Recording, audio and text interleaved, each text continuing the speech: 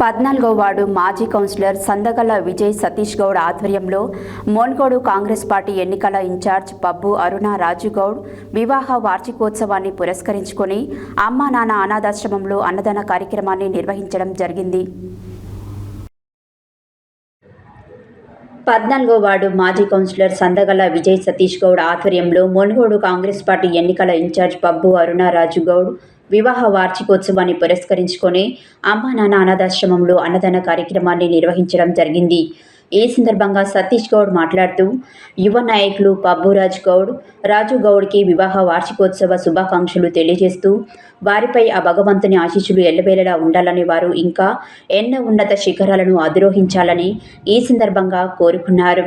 ఈ యొక్క కార్యక్రమంలో బ్లాక్ కాంగ్రెస్ అధ్యక్షులు ఆకుల ఇంద్రసేనారెడ్డి, కాంగ్రెస్ మండల పార్టీ అధ్యక్షులు దేవేందర్, మున్సిపల్ పట్టణ అధ్యక్షులు సుర్వి నరసింహగౌడ్, కాంగ్రెస్ నాయకులు కాసర్ల శ్రీనివాస్ రెడ్డి,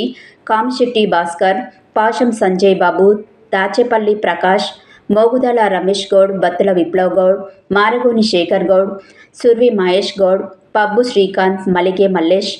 రాచకొండ భార్గవ్, సందగల కిరణ్ గౌడ్ తదితరులు పాల్గొన్నారు.